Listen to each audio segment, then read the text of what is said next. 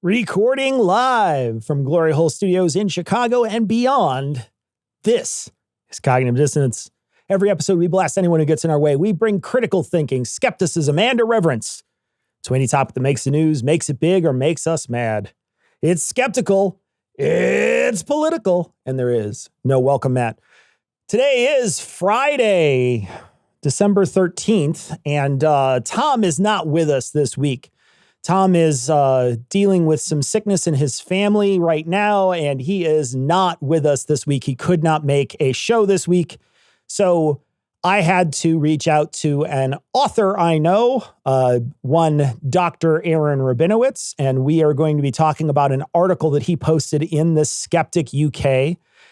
And we have a really interesting conversation about masculinity and conversation about how masculinity and how men should operate in progressive spaces, how they should be more welcoming to people who maybe come from conservative spaces. It's a long, broad-ranging conversation. We also talk about the Creator Accountability Network.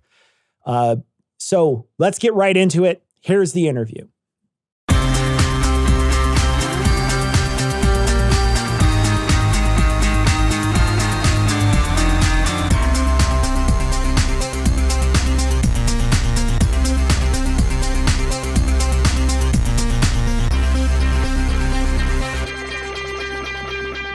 So here I am about to go see the Nutcracker, and you know what really cracks my nuts? People not saving 50% off almost any one item when they go to adamandeve.com and use code GLORY. I mean, why aren't you treating your sugar plums to a party scene all of their own? And guess what? When you use code GLORY at adamandeve.com, you not only get that 50% off almost any one item, you also get 3 free gifts. Oh my gosh. 1 free gift for you, 1 free gift for them, and a 3rd gift you both can enjoy. Plus 6 spicier than a cracked walnut movies. And then Adam and Eve sends it all with free and discreet shipping. So don't be a rat prince, but grab your toy soldier and go to adamandeve.com and use code GLORY. So get cracking on those nuts. Okay, very good. Oh, hear it? Okay, bye-bye. Okay, I'm learning that it was actually a mouse king, not a rat prince. But you know what? The joke remains, because don't be a rat prince, be a mouse king. And go to adamandeve.com and use code GLORY. Okay, thank you so much. Bye-bye. So I am joined by Dr. Aaron Rabinowitz, podcast host of Embrace the Void, Philosophers in Space, and the ethics director of the Creator Accountability Network. Dr. Aaron, here's my question. Now that you are donating your time to the Creator Accountability Network, do you get to write off more on your taxes now that you're a doctor? Is there a better tax incentive now that you're a doctor? I don't know. And the reason is, as an ethicist, that doctor doesn't translate into any more income. In fact, it translates into less income. So there's nothing to write off for, right? I think my understanding of taxes is very limited, but I think you have to make money before you can write off, unless you're Donald Trump, I guess. I don't know. That's super important. It's super important. The way to get a write-off is you need to actually make money first. That's key. Yep. Yeah, so we'll talk a little bit about the Creator Accountability Network later on, but I wanted to bring you on, Doctor, to talk to you very specifically about an article that just came out in The Skeptic UK. The article is entitled "The Meaning Crisis and How We Rescue Young Men from Reactionary Politics." You penned this article, and here's my first takeaway. This has nuance, and it criticizes the left. So have you been canceled yet? I have been criticized, let's say. Yeah, okay, right, fair. No, generally the response has been overwhelmingly positive. We'll put it this way. Setting aside the skeptic subreddit conversation, which quickly spiraled into a dumpster fire. The conversation on Blue Sky, this got shared by Olafemi Otaiwo a little while ago and got shared around a bunch as a result. And so that got me a good sense of like a survey of what mostly elder millennial plus a couple of younger leftists felt about this. And it was sort of 2/3 this looks like what I'm seeing in my research, or this is something that I have a concern about as a parent, or this is something we need to take seriously. And then like 1/3 what you would expect in terms of why are we centering men's feelings? Like men need to suck it up and shut up. Like this is just telling men that they can just have their patriarchy again or something. So there was some of that, but it was definitely not the largest response.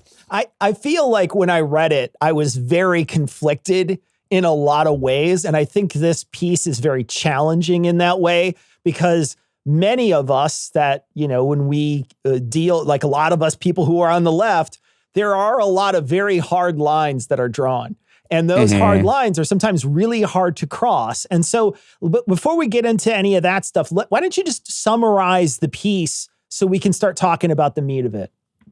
Sure. So there have been, lots of pieces like this after any election, but especially after this one, where we have this particularly horrifying outcome, a lot of attempts to try to understand what happened, ideally with the hope of doing better next time, or at least, punishing the people who did something bad this time, right? There's a bunch of different causes, right? We want to note one of the complaints I sometimes hear with these kind of arguments is, why are you talking about X and not Y? Yeah. And like, there's a lot of things that matter here, right? And I'm only even remotely speaking an expert on a few of them, and so I can't speak for a bunch of things like why the Latino vote went more significantly for Trump in particular. But I have been doing a lot of work on like the experiences of men and what makes it possible for men to spiral into harmful, far-right, conspiratorial kinds of spaces. And what we saw in this election was a continuing growing gender gap voting-wise, where men, particularly young men across all demographics, socioeconomically, racially, et cetera, are shifted more towards Trump, right? And I think there's a bunch of reasons why that happened, but I do think we need to talk about like what's going on for men in their lives, in our world right now. Again, with the caveat that like that is not the only thing we need to talk about, right? We also need to talk about what's going on for white women. We need to talk about what's going on for other groups and try to figure out, because I personally believe at the end of the day, people vote for a feeling of unmet needs. Now, you can argue that their needs are actually being met and they're just whiners and they just, are voting out of anger or irrationality or something like that.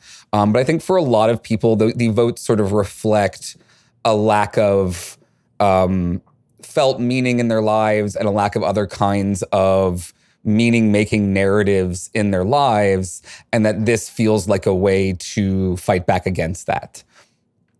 Yeah, when you talk about whether or not or why people were voting the way they were, you're right. There's a myriad number of reasons why someone may or may not vote for a particular candidate, and we saw that in this latest election. I've been falling back to economics. Like, one of the major things is the economic push, and we found from a lot of external polls and exit polls that economics was one of the main drivers why people decided to vote in the way they did. But we also have seen this push towards the far-right sort of manosphere, this group of people who are captivating a lot of young men. There's Rogan, who's in there, the Talking Point USA guys, Ben Shapiro, Jordan Peterson, Russell Brand recently started becoming one of these people, and they're sort of captivating this young group of, influential, these are influential guys influencing people who want to be influenced. And your contention in this article is that they don't have any purpose today. We've sort of, in some ways, stripped that purpose, or at least hidden that purpose in some ways. And these guys, these influencers for sort of the manosphere, this masculine group of influencers, they have a purpose. What is the purpose that they're offering that, say, the progressives are not offering? Yeah, I think what they're offering is kind of more and more I think of it as like the Warhammer 40K dream. Like you get to be the guy who stands next to his bro and fights against the horde that is trying to overrun society. Sure. You know, you get to be the person who stands on that wall and says no. That's a really strong dream, I think, especially for a lot of young men who feel under siege, essentially, culturally speaking. They feel like it is kind of open season on them culturally, and that at the same time, their needs are sort of dismissed and treated as not important. They feel derided, especially by progressives and people on the left who feel morally entitled to sort of punch up, quote unquote, at men. And, you know, I really also want to caveat, I'm here to be sympathetic to everybody involved, just like I think we need to be more compassionate towards men who are suffering in this kind of meaning crisis way. We also need to, you know, we have to not lose sight of compassion towards individuals who are being harmed by the behavior of men who are caught up in that crisis. That the reason this matters is both because men are people and people matter, and also because if we let this crisis go unaddressed, it's going to get worse, and that will mean more harm to everyone, especially non-men. It's an interesting comment you made there when you said punch up. And I think, you know, when we talk about comedy, we always talk about how we try to punch up towards things that are in power. You punch down, you're sort of picking on someone who has no power, and you want to try to always attack those people in power. And I think one thing that we may think about the male population is that they always have power. They always have privilege. And in a lot of ways, you know, we're seeing a younger generation that doesn't have a lot of economic stability. They don't have the same sort of level of, I guess, power or placement in society. And so now we're looking at a group of people who really aren't as powerful as I think a lot of people want to make them out to be. And so we are punching down on a large swath, a large group of people, especially economically. Yeah. And like a lot of power is complex to certain spheres. It's intersectional. And a lot of this, you know, the other aspect we want to bring in here is the capitalism aspect. So I think what you get is a mix of attempts from the left very reasonably to try to deconstruct patriarchy, to remove the like traditional meaning-making narratives for men that go along with patriarchy because they're largely dominance-based. And so they, you know, require men to like even the most positive ones, right? Even the like, you know, I'm going to protect my loved ones takes the form of like, I'm going to protect my daughter with a shotgun from boyfriend, like protect property, like ways that don't actually create healthy, caring relationships necessarily. These are reasons that it is good to move away from traditional gender norms and, you know, approaches to meaning making. So you have that sort of pressure on one side. And then on the other side, you just have this capitalist system that alienates men from the like value of their labor, just like it alienates all workers, but a lot of workers are men. And so they don't feel like they have a sense of meaning from going to their jobs because a lot of their jobs don't have meaning because capitalism is about making money, not about making meaning. So they are forced into that system as well. They're sold the idea of being providers within that system on sort of those traditional norm models. But that system is extracting wealth from them. So they're not getting ahead. So they see themselves as being not the like truly successful members of the community. They're not getting that kind of respect that they want. And so, you know, you talked about economics. There's a couple of ways to approach the economic question with regard to voting. One thing to note is that when they do research into it, economic anxiety seems to bear out as actually being about racial or dominance anxiety, right? So it's about group dominance stuff where you're concerned that your group, men, are losing out to non-males in various ways, which is true to some extent, though not as much as they actually think, because it is also the case that men do still disproportionately hold a vast amount of power within that capitalist system, much more of the wealth, much more control. As we've seen from our election, where literally a couple of dudes just bought the election for Donald Trump. Yeah, right. That's still a problem. Yeah. But what your point is really good, and this is what I want leftists to hear, is that individual men are rarely the beneficiaries on a large scale of that, and are also, as we have all often said on the left, victims of patriarchy as well. That systemic analysis where we say, patriarchy and capitalism fuck men over too, that needs to continue to engender compassion for them, no matter how frustrated we kind of get about their behavior. Yeah, and as someone who I didn't grow up with a lot, right? So I grew up in poverty. And, when I first started hearing about, male privilege and white privilege, my first thought was to push back on that. I didn't feel like I was someone who was privileged, but it also gave me an opportunity to stop and think and realize that I was actually privileged several times in my life. And I was very lucky in my life to have certain privileges. But initially, when you confront someone with something like this, there's a huge pushback. There's a big, I don't want to hear that sort of thing because I had a hard life. And individually, they may have. But privilege isn't as much an individual thing as it is a group thing. And so people, they misunderstand the concept. Yeah, and not to get us too far afield, but since this does come up in my dissertation as well, and it is something that I have. Way to bring your dissertation in here, Doctor. Great, bravo. I mean, gonna sell that book. The privileged discourse. Yeah, right. The book forthcoming.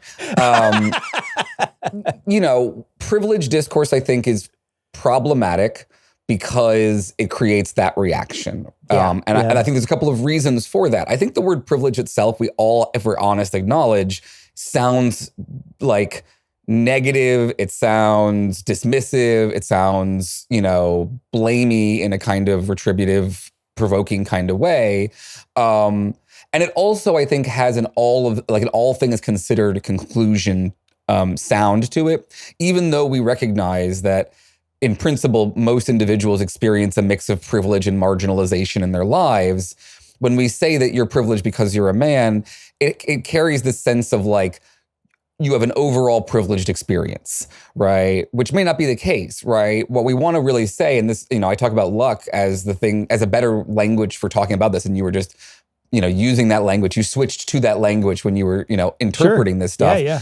I think if you come at people with the idea that everybody's lives are a mix of good and bad luck, and one kind of luck is you're born a certain person who has a certain skin tone or a certain appearance or something, and you will have benefits as a result of that you did not earn and don't deserve, that can be a really good foundation for instilling a motivation to pay that forward. So one kind of meaning making that I think we want to make more available to men, which we have to do through a combination of encouraging them to do it and then genuinely respecting them for doing it instead of kind of telling them that they were expected to do that and therefore aren't respected for doing it, is the kind of spending your privilege, spending your luck to help other marginalized individuals, right? One of the things I say in the article is it's specifically this is primarily an article for men. It's not for non-men because I want to tell non-men to stop shitting on men as a group.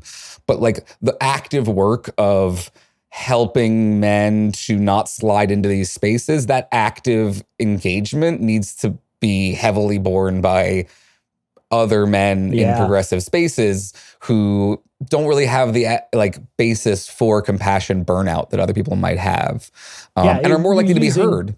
Yeah, you're using your privilege to help the other people who at this point may not recognize their privilege or don't have as much privilege as you have. I'm doing another project right now, plan incoming for people who are listening to this show. I have another project in the pipe at this point. But I've been listening to a lot of Joe Rogan. And one of the people that he interviewed very recently was a person by the name of Evan Hafer. Now, Evan Hafer owns the Black Rifle Coffee Company, and he's also ex-Green Beret CIA guy, and they had a long, wide-ranging conversation, just like every Joe Rogan show is a big, long, wide-ranging conversation, but they stop at a certain point where both of them stop and look at each other and be like, man, I've been so lucky in my life. I've been so lucky in my life. And there's a point where I thought to myself, and now I haven't read your dissertation, but I thought to myself, I was like, you guys are so close to talking about privilege. You guys are this close to talking about privilege. You just didn't get the language right, but you 100% talked about essentially what privilege is and how you've experienced in your life. Mm-hmm. Yeah, I think that even people who are very far on the other end of the spectrum from me on a lot of these issues, there's still certain kinds of language that they have available to them that conveys some understanding of these issues. And so one thing that you can get good at doing if you are trying to figure out practical ways to help is to code switch more effectively with those kinds of people. So I talk about things like there, but for the grace of God go I. That's a very Christian way of saying, I am very lucky that I am not in that situation. And it should engender sort of compassion and humility. And I think that those are the things that, I think there's a couple of ways that we can try to attack these kinds of problems. And some of them involve acknowledging certain individuals' needs for gendered meaning-making narratives, and other ones involve trying to expand their perceptions of what can be a meaningful narrative for them. And one of those is really moving towards compassion for men as something that gives them that same feeling that they get from that Warhammer 40K image of how to do the thing, right? Yeah. Because clearly they're getting a dopamine hit from that. And we want them to get the same dopamine hit from helping somebody who's sick. Yeah. Right. And that Warhammer 40K thing, there's this whole, we could tie that into the Christian narrative. You could tie that into fighting good versus evil. There's an idea, and I think this is a very masculine idea, that there is something out there that I need to fight against or that I need to protect people from. And that's a very, it's a masculine trope that weaves its way through lots of different stories, but also through our own stories, right? It's through something that we tell ourselves. And these guys are, if you look at Warhammer 40K, for crying out loud, it's like you could look at that and draw the parallels between building a wall on our southern border and 40K. And there's a huge parallel to be drawn between what the people in, the humanity in 40K think and what they think about xenomorphs and things like that. So there's a huge parallel to be drawn here. A very terrifying, scary parallel, but a parallel to be drawn for sure. So Jordan Peterson very clearly rises to prominence because he's selling exactly that, a kind of narrative that is very steeped in Christian symbolism about a fight of good versus evil, where evil is chaos and chaos is wokeness. And I think there's a fascinating, I want to see so much more cultural analysis around Warhammer 40K because it starts out as a satire. It's very clearly a satire. 100%. There are cathedrals with giant guns that walk around punching each other. That's the thing that happens. Yeah, man. I'm right there with you. Whenever anybody starts looking and idolizing the Space Marines, I'm like, you realize those are the bad guys, right? You realize those are the bad. So yeah, anyway. Except the problem is, the more recent novelizations in Warhammer 40K, the video games that you can play. They've embraced it. Yeah, it's basically this, but unironically. They're trying to, within the gonzo, over-the-top universe that it's based in, create narratives where these are the good guys and this is good and these are noble sacrifices by heroes on the field of battle and stuff. And that is kind of creepy and terrifying, especially because it has gotten popular in that format, right? Possibly more popular as a result of that, because generally speaking, uncomplicated, vengeance narratives are an easier sell than complicated social satire. I personally want to see cathedrals punch things, but not everybody's into that. Who doesn't? Right. Yeah. So what I think is a big divergence that I talk about in the article between their approaches And like the approach that I want progressives to have, and this is why I end up in the Skeptic Mag, which is about skepticism with compassion, is their idea of what makes someone ready to be an ultramarine is cruelty. Like, and this was what sort of crystallized for me as I was writing this piece. You hear the idea of like cruelty is the goal, or cruelty is part of the project, or it's a feature, not a bug, essentially. Yeah, cruelty is the point, yeah. And like a lot of people think of that in terms, and I was thinking for a long time thinking that in terms primarily of like, it's good entertainment, it trolls the libs, it, fires up your base, like it allows you to be demonizing of those people. But there's another layer to it, I think, for them intuitively, which is it makes you a strong man, essentially. It makes you hard. So the meme I cite in there that shows up over and over again in these spaces is like, hard times create strong men create good times, which is where we are right now. Good times create weak men, that's you and I.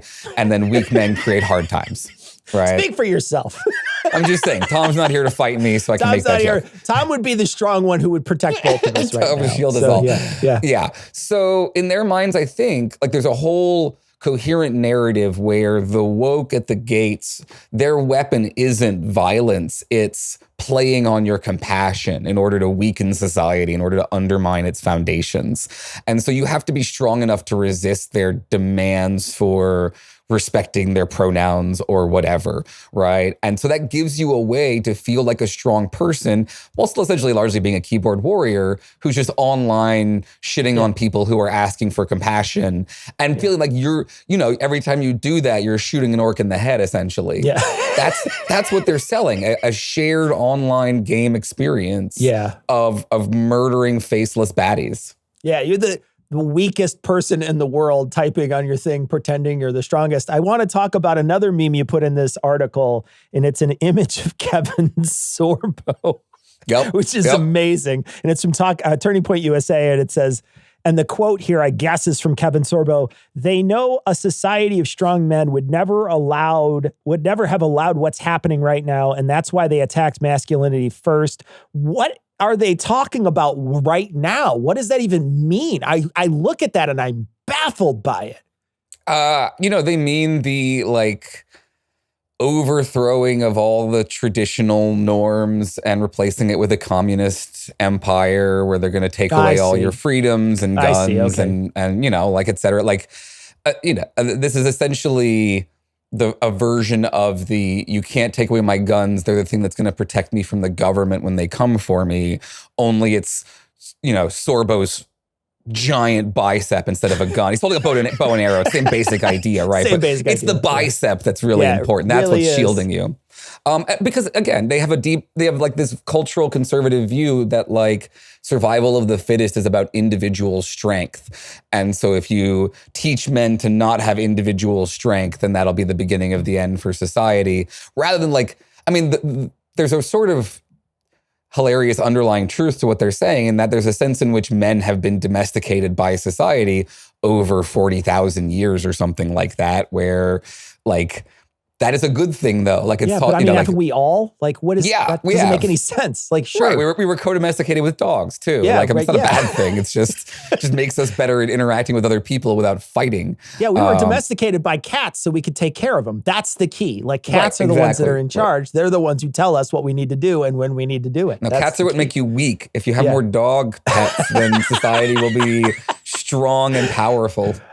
Let's get off on strong and powerful here for a second, because I want to talk about, your contention is that the right is offering these young men these narratives. And these narratives are that you can be strong, you can be manly, you can have traditional male and masculine values and pursuits, and you can, the patriarchy's okay, et cetera, et cetera. And I don't disagree with some of those things. I think everybody should pursue the things they want to pursue. If those are traditionally masculine things, go have fun. You want to go chop trees down and lift heavy things and do all that. Great, enjoy it. But I also recognize too that some of that stuff is bad. So what would a progressive offer in exchange for what they're offering? Because they seem to be offering very traditional values, which makes sense. They're conservatives. So what would the progressives offer these young men? Yeah, so I think there needs to be a combination of options. So first of all, what's not on the table is just going back to the old ways. I don't think that we should be offering that people can do traditional patriarchy if they want to. Yeah. Like setting aside the fact that we're not going to necessarily criminalize the tradcath lifestyle or something. Like that's not what we should be encouraging in young men. And the fact that that is part of this problem is really also very terrifying. So what we should be offering is something like the healthy masculinity stuff that people have long been, I think, trying to develop since, the 60s and 70s, where, so this gets into a question of like values and gender. I, for a long time, have really struggled with the idea that we should ever gender values or virtues, right? So everybody should be strong, in my opinion. Yeah, absolutely. Right? It shouldn't be treated as a masculine virtue. But you're absolutely right. For some people, I think their meaning-making narratives need to feel gender-coded. And the part of the way I've come to understand this is is like in a kind of not exactly one-to-one, but somewhat comparison to a discussion around gender in trans communities. So within trans communities, there's a debate about gender elimination versus expansion, essentially. So like some people want to abolish like colorblind talk around race, though? Sort of, but more like we want to abolish any concept of gender and gender norms. Not saying that we have gotten there yet, but that like we shouldn't continue to talk about X, Y, Z as being masculine or feminine, ever. Just get away from that idea, versus folks who want like to feel, who identify as a certain gender. So, born male, identify as female, and want to be perceived that way. And that part of their experience, their well-being in life, their flourishing is tied to not only their perception of what things are related to that gender, but that others perceive them as having those features and perceive them as being a member of that gender as a result, right? I think we can be sympathetic to that as a felt need, as a preference, as part of a life of meaning and flourishing. And that we can think about it the same way essentially for cis men who need to feel like when they are protecting people, it's a masculine kind of protecting people. Right. Okay. And we want to give them a version of that doesn't involve dominance. Right. We want to help them feel like, and I think, I love martial arts. I was just on the Bullshido podcast yesterday or their YouTube show talking about Tai Chi, and that like they are a good group who's doing work in these spaces to, push more progressive ideas amongst men who are, more likely to listen to Joe Rogan than anyone like me.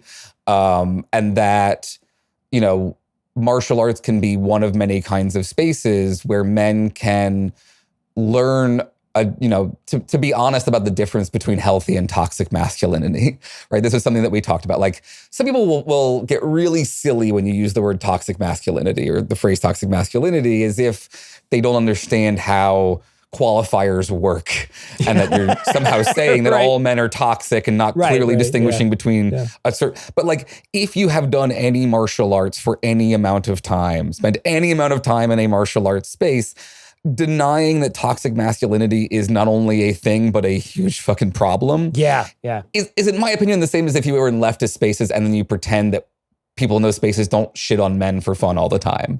Like you're not living and you're not being honest about reality, right? So, but you can provide alternatives, right? Be that kind of martial arts instructor or partner who is good at healthy masculinity, who recognizes that because you are on average going to be larger and stronger than the other person, what are the respectful ways to engage with them, to train them, to help people feel comfortable when they're alone in spaces with you, et cetera, et cetera. That can all be stuff that can be coded as like, this is what it is to be a good man, right? Is to acknowledge your luck as a result of being a man and pay that luck forward and be aware of it in all these different ways. Well, I started training a Western martial art, rapier fighting. So they do it in this group called HEMA. is a group that does another group called the SCA. I learned in the SCA. HEMA came much later, but it's basically, you fight with like a sword simulator and, another offhand weapon, often a dagger or another sword or something. And you do full contact touches on other people. You do full contact cuts on other people, et cetera. And there's been a big push in that group for a while on how do we make these spaces more acceptable to women, because what we're doing is we're pushing women out of these spaces because of exactly like you suggest, this sort of suck it up mentality, this, rub some dirt on it mentality that we were all brought up with when we were young, that were just genuinely toxic, shitty ways to look at the world. And then now we're in this crisis where we're not accepting the women. So women don't show up. And then you're wondering, well, where are all the women? Why don't they want to join this sport? And it's because, well, you were a giant asshole most of the time. That's why. And so there's been this weird reckoning that's been happening in that sport for, it's been about a decade now.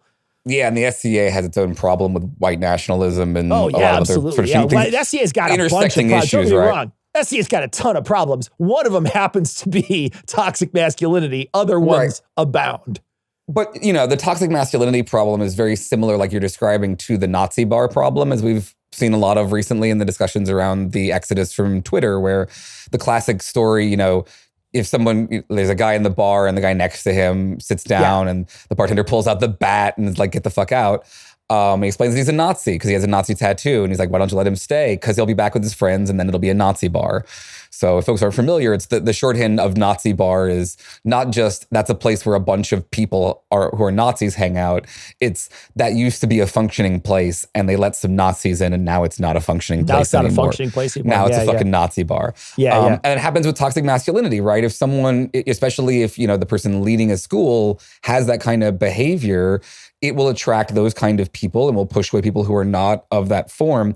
And then you have that sort of social siloing. So, there's too much talk sometimes about the nature of echo chambers and things, but there is a problem when you get a group of self-reinforcing individuals with a certain mindset who all listen to Joe Rogan and who all feel like women are the problem. And because there's no women there, there's no pushback on that. And because there's no progressive men there's no pushback on it either.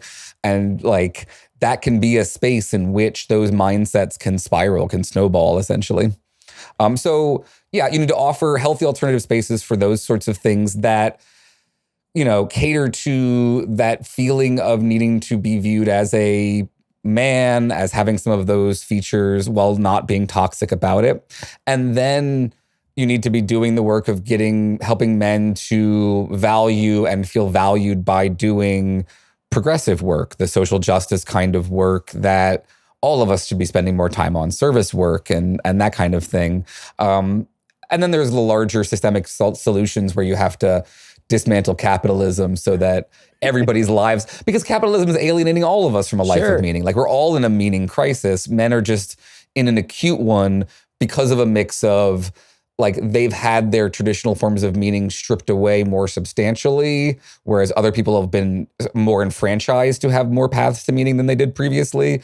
And because there's a general accepted view that like men's problems don't really matter that much. And so there isn't much being done to try to address this issue. They're kind of just being abandoned to the Jordan Petersons of the world. And you're contractually obligated to say that because you're a doctor of philosophy now and you have to be anti-capitalist. So it's, I realize that that's in your contract to say that out loud. Marxist, so they'll sick the doctors of philosophy on you and you'll need to fight them off like a space marine. Okay. So, but you mentioned rewarding people in progressive spaces, right? So rewarding, how are they not being rewarded? What exactly are you talking about here? Yeah. And this is a complicated one. Like many of the things I'm talking about here, I really don't want this to ever sound black or white. So if you spend time in online progressive spaces, there's a lot of problematic behaviors, right? So for example, you're probably familiar with the phrase white knighting, where progressive, usually men, will show up and act really aggrieved on the behalf of marginalized individuals, will try to, that's essentially a kind of toxic version of what we should be doing, which is, like we're saying here, sort of challenging other men in our communities when they are doing things that alienate members of marginalized communities genuinely. But within these communities, you also see sort of what starts out as an understandable reaction to constant cloying for approval from often white progressive individuals, a kind of mentality where if you're going to show up in these spaces and you're a less marginalized individual, you cannot expect any respect or credit for doing this work.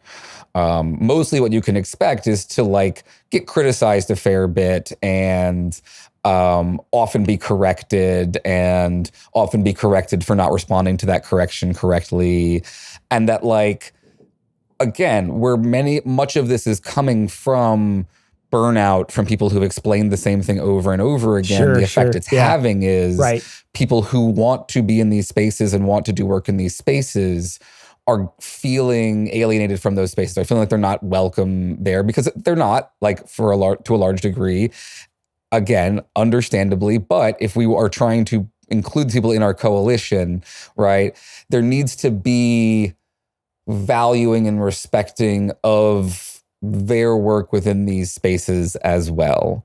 And that I recognize can sound vague. There are a lot of different ways that can be done. I really do think the first one is just reducing the amount of reflexively shitting on people who you perceive as being higher status. That is a kind of retributive thread within social justice work that I have argued against in a variety of places, where I think we end up sounding a lot like conservatives when we talk about what we see as privileged individuals, that they deserve to suffer, or that they shouldn't have their needs met in the way that other people's needs should be met, because they've been benefited from these kinds of systems for so long. I think we got to move away from that, and we got to move towards restorative approaches, and that involves re-upping our attempts at compassion. And again, for the people who have burnout, please don't take this as I don't care about your burnout. I'm talking to the people who I don't think have burnouts. I think have just gotten in the habit, because they're in these spaces, of going along with the idea of this kind of retributive behavior. So I think if you remove that and make things feel more collaborative again, that alone is going to open that door for people who want to, live lives of meaning making within those spaces. As a person who runs a podcast that deals with left people, on occasion, I have gotten my fair share of hate mail, but I've also received very strange mail from people like that you suggest. So you'll suggest like a person who is clearly someone who is a person of privilege talking on behalf of a marginalized group. They will often implore me, not as a person, they will implore me on behalf of a marginalized group to change my opinion on something. And I'll be like, but are you part of that marginalized group? Like, do you have their permission to use them as a pawn in this conversation? So that happens quite a bit on some of the times that I have an opportunity to communicate with people, and that happens.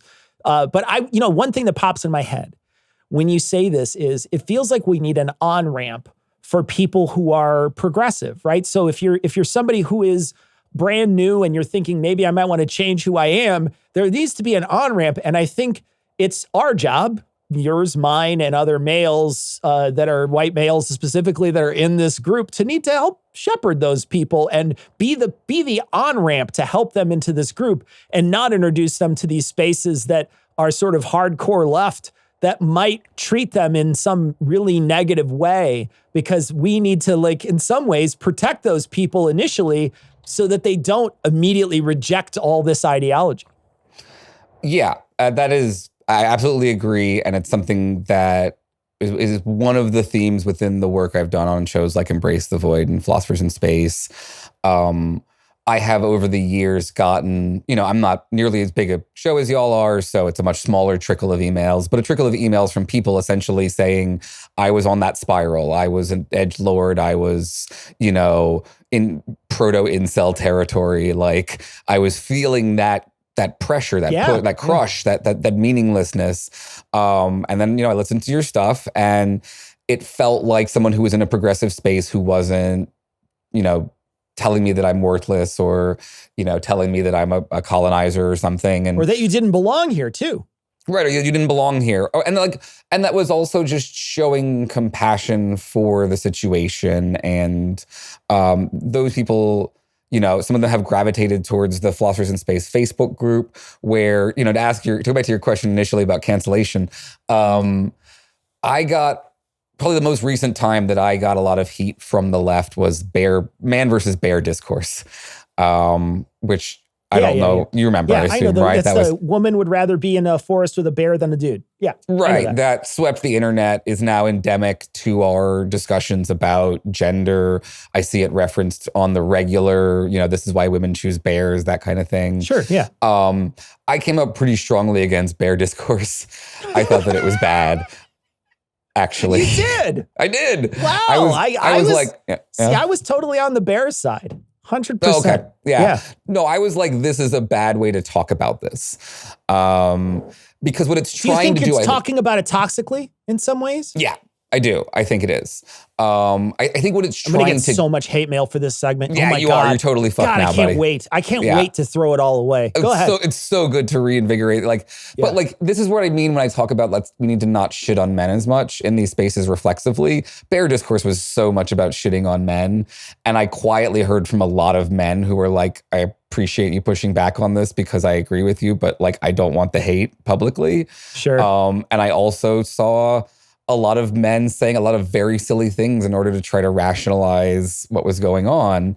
But at the end of the day, what I think was happening was it was an attempt to talk about something that is a real problem. What I think the better way to describe it is Schrodinger's rapist, which is the oh Jesus Christ. Yeah, the thought experiment being, if I encounter you or alone in a room or something, right, and you're a man.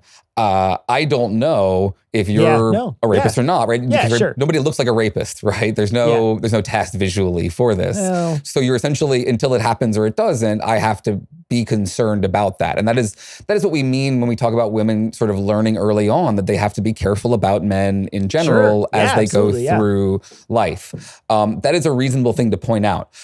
Because of the nature of bear discourse, that misses the point in a variety of ways and instead got us all into a bunch of stupid side conversations like, are men literally more dangerous to you than a bear? If you were alone in a room with a man versus a bear, who's going to be more likely to cause you harm? And the answer there is bear. It's just bear for a variety of reasons. Yeah, right? I would imagine. Sure. But this became the original videos that got famous about this, that started that trend. One of them was a woman being like, oh no, I can fight off a bear, but I can't fight off a man because if a man wants to rape you, there's no fighting them off. That's just the end of it. There's no stopping them. Which I think it highlights the problem, right? Yes, it is true that some men are rapists and that you can't tell visually from looking at them. But the idea that men are super strong, rape monsters that makes them harder to fight off than a bear is a kind of demonizing of men. It's a kind of portrayal of men as having... Oh, I see what you're talking about. Like being so much worse and more dangerous than they actually are in this kind of way. It obscures the actual concern and replaces it with a much weirder. And the other part of the conversation was about that men on average have worse intentions towards women than bears. That the male, you can reasonably assume the male's intentions are going to be worse towards you if you're alone with them than the bears, which again, I just don't think is true. Can I just say that it feels like you're straw manning this bear conversation? Yeah, okay. You wouldn't be the first.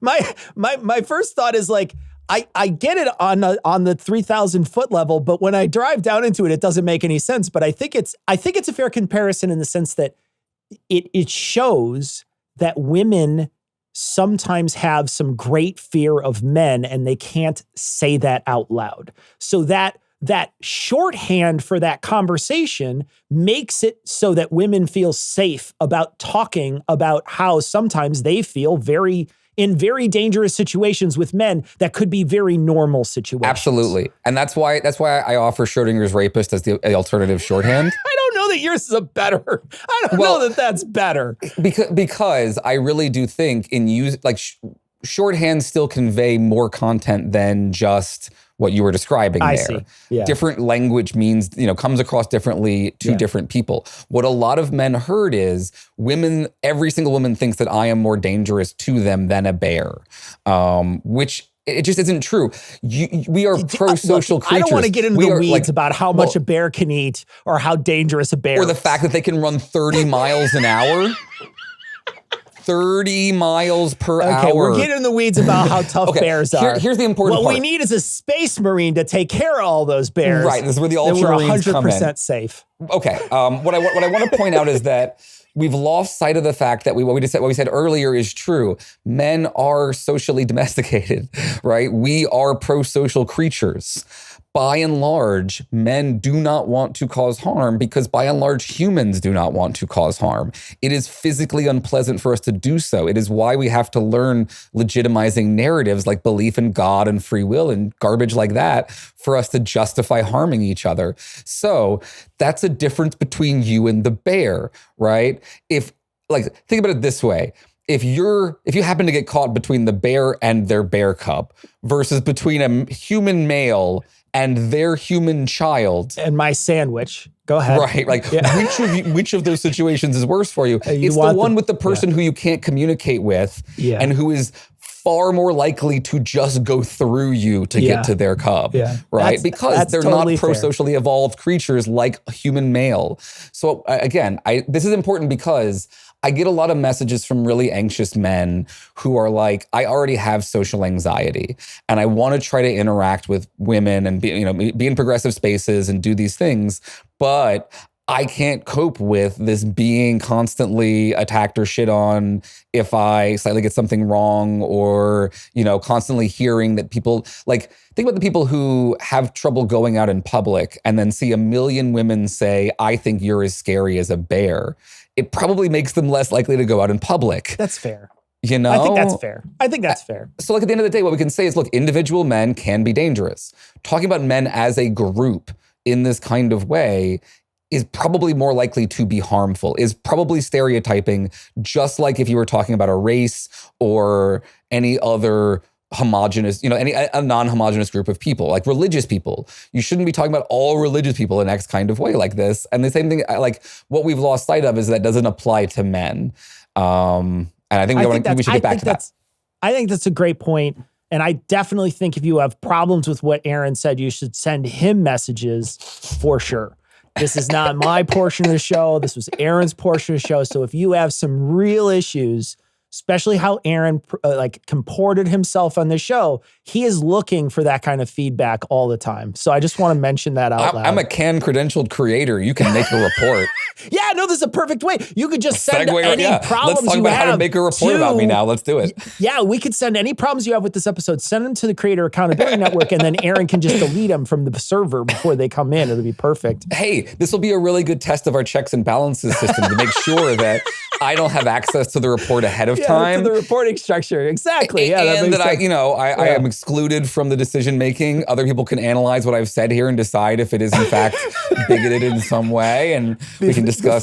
Before we move into the Creator Accountability Network to talk about where it is, I have one more observation.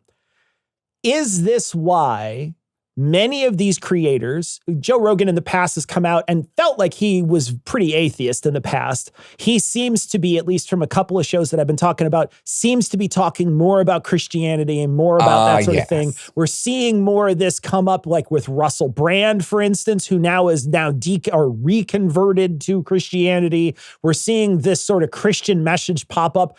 Is it purposeful on their part to create this Christian message and to bring this Christian message in because it's so steeped in that patriarchy ideal that it gives these guys this meaning that they have lost in a lot of ways? I think I've talked with y'all about James Lindsay in the past. That was one of the earliest people that I did work on, exposing his connection to sovereign nations, the white Christian nationalist organization that funds him and supported him and built his website and stuff. I put a marker down long ago that was one day, noted published atheist James Lindsay is going to come out as a Christian.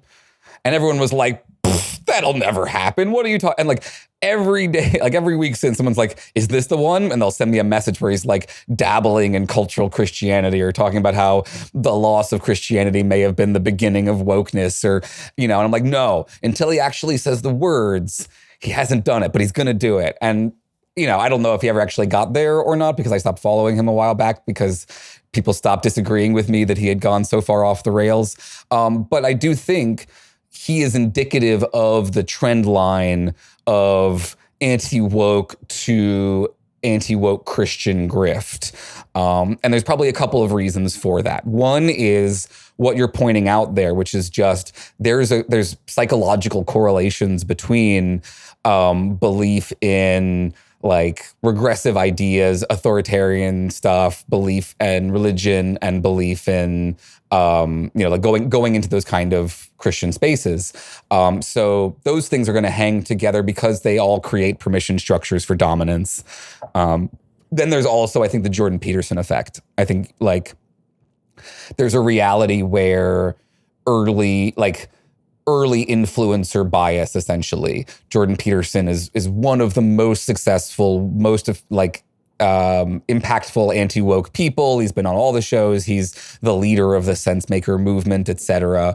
And he has brought a very specific, crypto-Christian or explicitly Christian at times approach to all of this stuff that I do think has flavored it.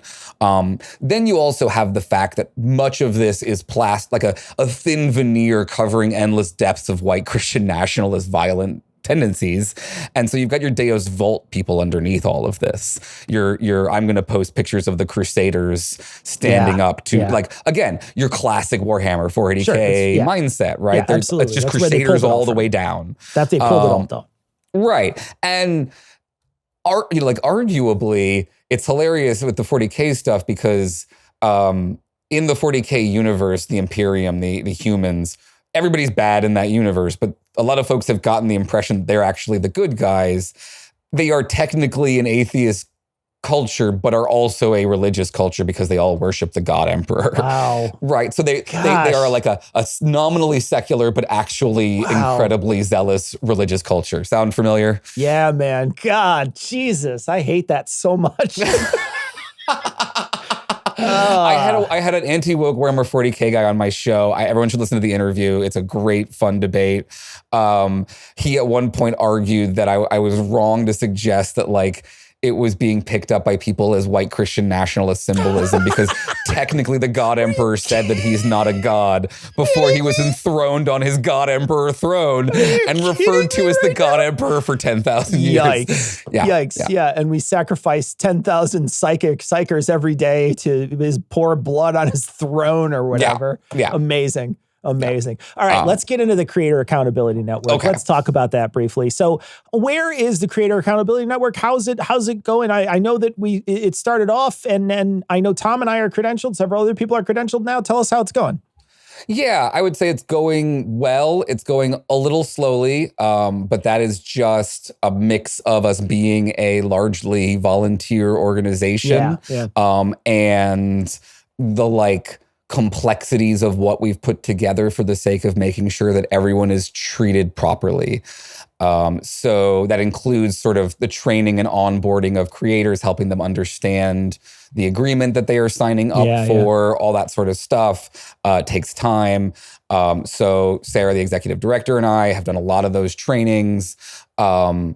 So basically what I'd say is we spent the first year of the organization building the system, figuring out what we actually needed. Could we make this thing work? Running a bunch of tests on it. You're building your Hadron Collider essentially and making sure it's not going to black hole the planet. Yeah. Year two has been essentially the onboarding of our first, our test wave of creators, which we really appreciate y'all being at the sort of front end of that. It has been very helpful. Every time we've talked about it on your show, we've had creators emailing us wanting to join up because they hear about it and they want to do the thing. So we've been through that. We have, dealt with reports. I can't obviously get into details, Sure, but yeah, like obviously, yeah. our system is up and running essentially. Good. And it's been really positive. We are going to start gearing up for some fundraising in the new year so that we can make sure that we can continue to afford, like, the cost of just having a nonprofit is itself fairly high. And then the cost of, paying people enough to be able to spend the time to grow the organization, all that kind of work that needs to be done. So we're going to get into that. And then we are about to start sending out sort of large mass emails to creators to try to, bring in more and more waves of creators. We didn't want to sort of overload ourselves as we were making sure that things were working. So few people doing it. Yep, exactly. Yeah. So we've been hearing from lots of folks, and like it is a slow process, partly just because as all creators these days, we all have ADD and we're all doing a million things. And so just getting the things scheduled initially can be a challenge, but it can be done very quickly. We've had creators who've reached out to us and were credentialed within a month, or like provisionally credentialed within a month and like making reports and stuff. So I don't want to make it sound sort of overly laborious. I think we've got it down pretty well to a science in terms of what we need to tell them in their trainings and what we need them to do on their shows in order to make people aware of the reporting system, et cetera. Yeah, the toughest part for us when we got credentialed was just the scheduling. Like that was genuinely the toughest part, was just trying to get everybody in the same room at the same time. That felt like the toughest part for us to try to get the trainings done. But once that was done, it was a super smooth process. And I'm so happy that it's starting to take off. And when you guys do start fundraising again, send us a message. We'll have you on the show so you can talk about it, and you guys can get some more funds in there to help make sure that the space that we're creating in is safe for everybody. That's really awesome. It's great work that you guys are doing. I do appreciate that. Yeah, I think the biggest challenge has been understandable hesitancy from larger creators. We always knew that was going to be a problem, and it has proven to be a challenge because folks who are doing this kind of work, I think it can often feel very precarious, like you've found the magic formula and you don't want to mess with it in any kind of way. So like if it's not broke, don't fix it kind of mindset makes it like a lot of our creators, we get the most avid people who are like, I don't have a ton of audience, but I really support this idea. And we love those creators. We want those creators desperately, but we also want larger creators because we get to help more people if we have those, and it helps other larger creators feel comfortable. Like that's it's that unionizing, collaborating, coming together thing. So our goals for this coming year is to continue to try to find those larger creators who are willing to trust us, who are willing to take that dive essentially. That's great. Hey, Aaron, if people were going to find the Creator Accountability Network and your podcast, where would they look? Yeah, so you can find the Creator Accountability Network at creatoraccountabilitynetwork.org, where you can sign up to volunteer if you want to help in any sort of way. Please reach out, even if you don't feel like you have necessarily the specific skills that are listed on the website as ones we're focused on getting folks for right now. We're always looking for more hands to just do this kind of outreach stuff. But also like just reach out to your creators and say, hey, this is really cool. We want you to be a part of this. Can you please sign up for it? If they hear that, some of them will listen. And everyone we help is great. My podcasts are on all the major apps, Embrace the Void, Philosophers in Space. That's it. All right. Hey, I'm on Blue Sky now. Go to Blue Sky, please. Get away from the Nazi bar. It's ETV Pod at Blue Sky. I will post your Blue Sky handle on our show notes as well as all the other relevant links. If you have any problems with today's episode, Dr. Aaron is taking all your emails. So send them along. You can start a brand new hate parade. I'm sure he's going to enjoy it. Thanks so much for joining me today. And I recognize this is a difficult conversation that isn't over, but it's great that you're starting this conversation. I think it's something that needs to be talked about. I appreciate it. Thanks so much for having me on.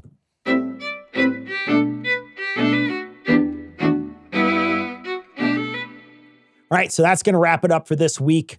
We're going to be back. And so now normally we would record a patron show this week, and we weren't able to do that. Tom couldn't make it this time around. He had family obligations, so he could not be here. So we might not be able to produce a patron episode this month. We'll let you know if that falls through or if we can try to squeeze it in some other time. We'll see if we can do that.